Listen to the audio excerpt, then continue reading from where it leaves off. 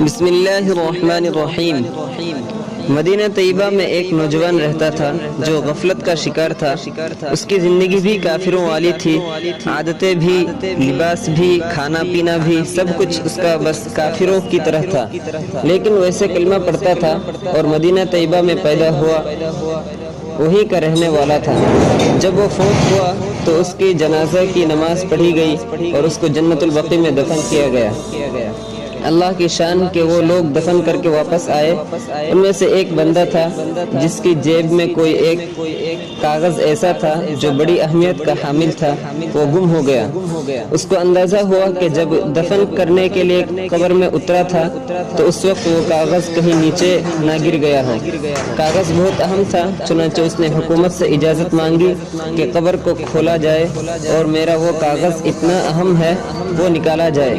اس کو اجازت مل گئی۔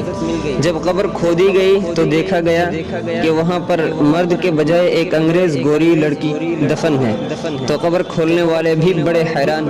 اب یہ بات کافی لوگوں میں پھیل گئی، اس کی تصویریں بھی لی گئی، اخباروں میں چھپائی گئی۔ چنانچہ یورپ کے کسی ملک سے ان کو ایک اطلاع ملی کہ یہ تصویر تو میری بیٹی کی تصویر ہے۔ جب اس سے رابطہ کیا گیا تو اس بندے سے جا کر ملے تو اس نے کہا کہ اس کی بیٹی کی چند دن پہلے وفات ہوئی اور ہم نے تو اسے عیسائیوں کے قبرستان میں دفن کیا۔ چنانچہ یہاں حکومت سے اجازت لے کر جب اس لڑکی کی قبر کو کھودا گیا تو دیکھا گیا کہ وہاں اس نوجوان کی لاش پڑی تھی۔ لوگ بڑے حیران ہوئے کہ یہ کیا معاملہ ہے۔ اس انگریز سے پوچھا گیا کہ آپ کچھ جانتے ہیں یہ کیا معاملہ ہے؟ تو اس نے کہا کہ اور تو مجھے پتہ نہیں، لیکن اتنا مجھے اندازہ ہے کہ میری اس بیٹی نے کچھ دنوں سے اسلام کے بارے میں کتابیں پڑھنی شروع کر دی تھی اور یہ مجھے بار بار کہتی تھی کہ میں دین اسلام سے محبت رکھتی ہوں۔ یہ بار بار کہتی تھی اور ہو سکتا ہے اس نے کلمہ بھی پڑھ لیا ہو۔